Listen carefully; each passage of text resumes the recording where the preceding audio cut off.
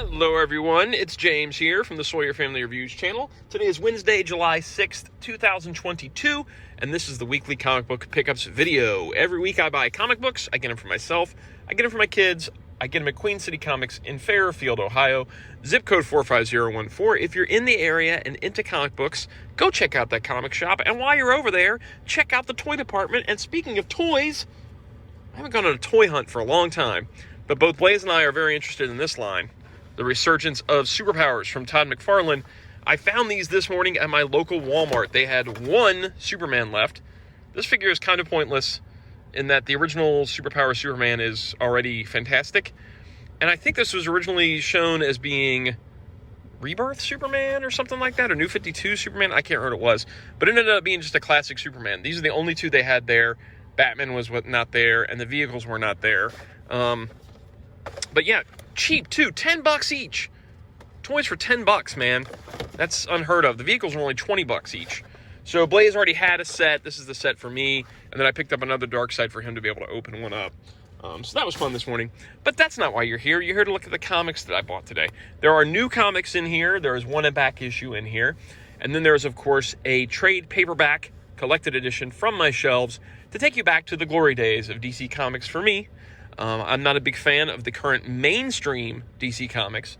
I like all the stuff set outside the mainstream of DC Comics. But to me, the current crop of mainstream DC Comics are not very good. And the characters are pretty unrecognizable to me at this point. I actually think of them as entirely different entities. My DC ended with Flashpoint. So I'm taking you back to those days of my DC with collected editions. And I'll leave a link in the info section down below to see if it's available on Amazon. Oftentimes it is not, but sometimes there's a digital version that you can check out if you're into such things. Or look at your local comic shop and see if they've got the old trade there.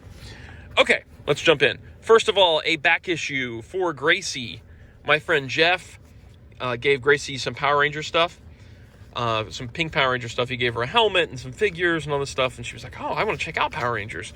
And so we watched the first couple episodes of Mighty Morphin, and she's like, I wonder if they ever made Power Ranger comics. I'm like, they sure did. And so she's like, I think I would like a Power Ranger comic. So I got her this Boom Studios Mighty Morphin Power Rangers issue 1, because I figured that'd be a good place to start. It's got a cool old school variant look to it. This is issue 1 from 2016.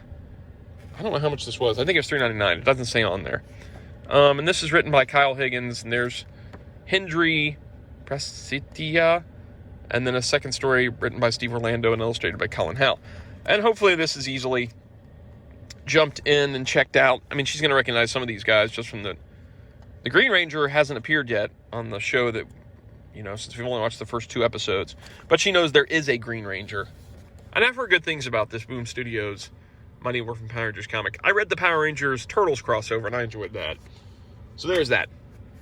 And then we've got all new books today. So Flashpoint Beyond, number 3 of 6. This is for me. I've been reading Flashpoint Beyond. I enjoy it. It's a sequel to the original Flashpoint, where it sort of starts as the same story with Thomas Wayne. I'm sorry if I'm spoiling the fact that Thomas Wayne is Batman here, but at this point, we're quite far removed from Flashpoint. I feel like everybody knows that's Thomas Wayne. Stuff happens differently, and so now he's reacting and trying to figure out what to do. Our creatives on this are written by Jeff Johns, Jeremy Adams, and Tim Sheridan, with art by Zermanico and Mikhail Janin. I don't know. But it's been pretty good so far. It's interesting watching him try and figure out what to do to try and fix things when it's not going according to plan. So, interesting. And then the other book today, with multiple copies of it, finally, Batman 89 number 6. This is the continuation of the Burton Batman universe, written by Sam Hamm, who wrote Batman 89 in conjunction with Tim Burton. This is $4.99 for this variant cover, which the variant cover is kind of, it's all right. It's okay. But this regular cover, which I got one for me and one for Blaze and one for Keaton, is incredible. Look at this Joe Quinones cover. Oh my gosh. This reminds me of like the cups, the Batman Returns cups That is just phenomenal. Phenomenal. All right, so Batman 89 is a fun comic. I don't think it does as good a job as Superman 78, as sort of staying in the same vein as the movies, but it is introducing new concepts past those movies, and it felt like Superman 78 fell in between the movies. This takes place sort of after Batman and Batman Returns, and it almost felt like Superman 78 fell right in with those other movies. I don't want to flip too far ahead because I don't want to ruin this for myself, but I am very excited to finally finish off this series. I'm going to go back and reread 1 through 5 before I read 6, because it's been so long since 5 came out that I need to give myself kind of a refresher. So that is all the current books for today. Then off the shelves, I grabbed another Legends of the Dark Knight trade, Batman Gothic by Grant Morrison and Klaus Janson. This originally retailed for $14.99, and I'll have to look and see which issues of Legends of the Dark Knight this reprinted, because I don't remember off the top of my head. This reprinted Legends of the Dark Knight 6 through 10, which is right after Batman Shaman.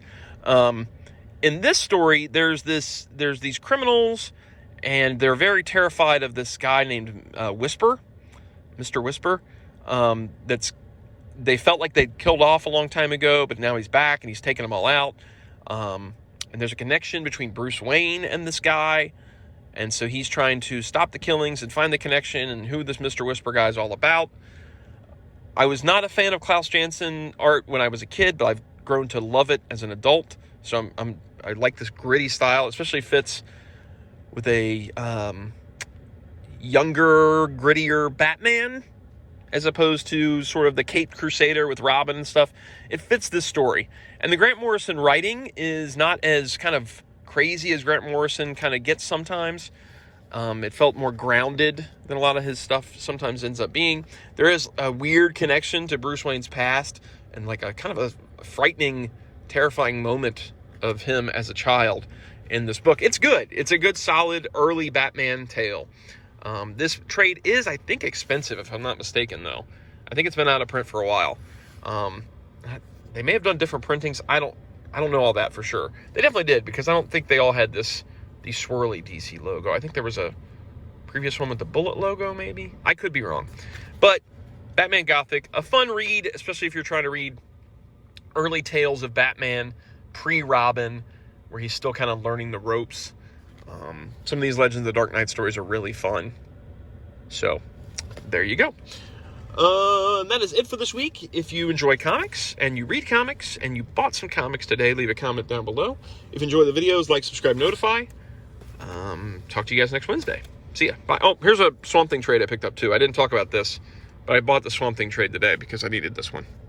So, all right. We'll get to this one eventually. We'll talk about this eventually. Cool. See you guys. Bye.